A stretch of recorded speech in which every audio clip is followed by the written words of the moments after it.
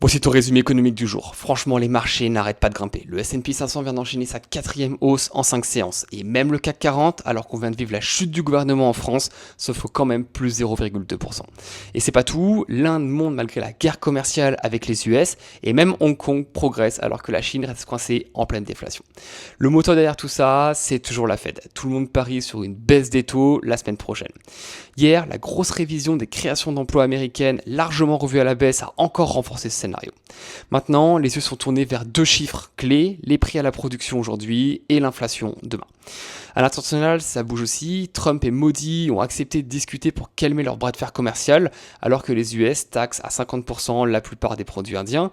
En Europe, la tension est maximale. La Pologne a abattu des drones russes qui avaient violé son espace aérien. En France, on a un nouveau Premier ministre, Sébastien Lecornu. Et au Moyen-Orient, Washington n'a pas du tout apprécié la frappe israélienne au Qatar contre les membres du Hamas, pourtant alliés des Américains. Sur le plan politique américain, un petit coup dur pour Trump, parce qu'une juge fédérale a bloqué, au moins provisoirement, sa tentative d'évincer Lisa Cook, gouverneur de la Fed. Alors c'est une petite victoire pour Powell et son camp qui essaient de garder la main face aux pressions de la Maison-Blanche. Côté entreprise, gros contraste hier soir, Apple a présenté son iPhone 17 qui a fait sensation, certes côté design, mais pas du tout côté intelligence artificielle. Résultat, l'action a quand même perdu 1,5% en clôture, preuve que les investisseurs n'ont pas été convaincus. Oracle en revanche a volé la vedette.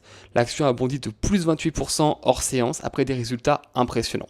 Leur carnet de commandes a littéralement explosé, plus 360%, soit 455 milliards de dollars en stock.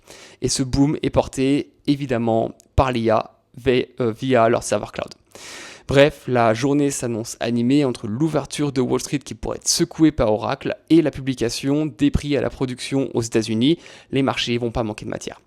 Voilà ton résumé économique quotidien. Dis-moi ce que tu en penses dans les commentaires et abonne-toi pour suivre l'économie mondiale sans te prendre la tête.